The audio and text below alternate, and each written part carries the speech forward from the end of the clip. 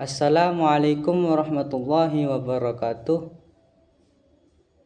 Perkenalkan, nama saya Rizal Pratama. Di sini saya akan menjelaskan tentang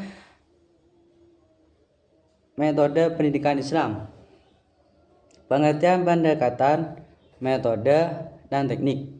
Yang pertama, istilah metode seringkali disamakan dengan istilah pendekatan, strategi, dan teknik sehingga dalam penggunaannya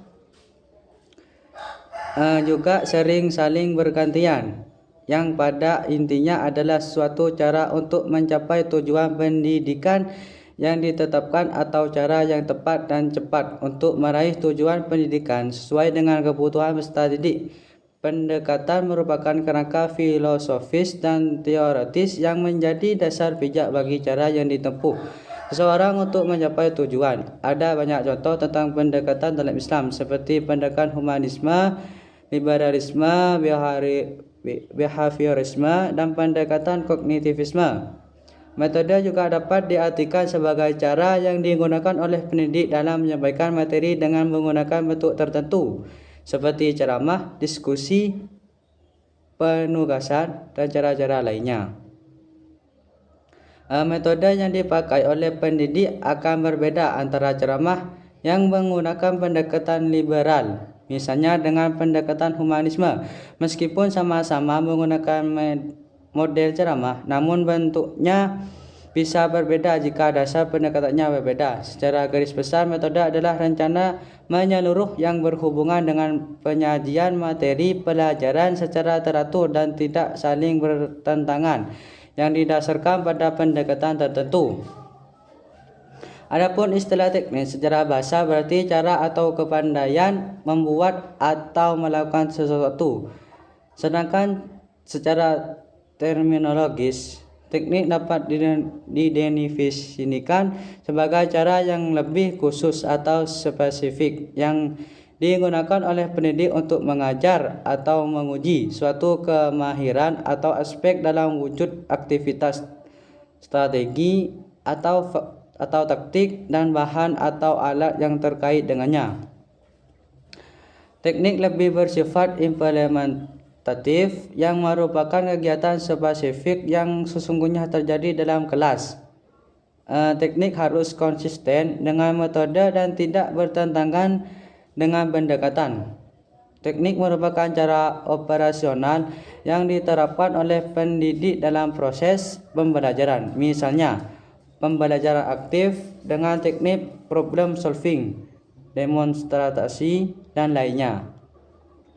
Adapun tujuan metode adalah menjadi proses dan hasil belajar mengajar berbeda guna dan berhasil serta menimbulkan kesadaran dalam diri peserta didik untuk mengamalkan ajaran Islam melalui teknik motivasi yang mengairahkan belajar peserta didik secara mantap sehingga proses pembelajaran menjadi efektif dan efisien. Dalam tradisi Islam terdapat banyak sekali teknik pembelajaran, namun barangkali yang paling awal adalah teknik hafalan yang sudah ada sejak zaman Nabi, karena pada waktu itu belum muncul tradisi menulis sehingga ditimbulkan teknik hafalan yang kuat untuk menjaga Al-Quran dan juga untuk transmisi hadis Nabi. Dasar penggunaan metode dan teknik.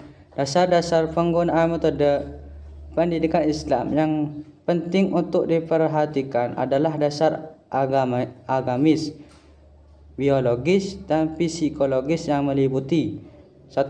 Tujuan pendidikan dan pembelajaran yang akan disampaikan yang mencangkup domain kognitif, efektif, dan psikomotorik guna mendapatkan kesejahteraan dan bahagia hidup dunia akhirat. 2. Peserta didik sebagai manusia yang memiliki potensi dan sekaligus kelemahan individual dan kolektif sesuai dengan kondisi fisik, psikis, dan usianya. Kompleksitas, bakat, dan minat masing-masing peserta didik harus dilihat dan diperlakukan secara humanis dengan cara yang bijak. Yang ketiga, situasi dan kondisi lingkungan pembelajaran, baik dari aspek fisik, material, sosial, dan psikis emosional. Yang keempat, fasilitas dan media pembelajaran yang tersedia beserta kualitasnya. Yang kelima, kompetensi pendidikan, baik profesional, pedagogis, sosial maupun kepribadiannya.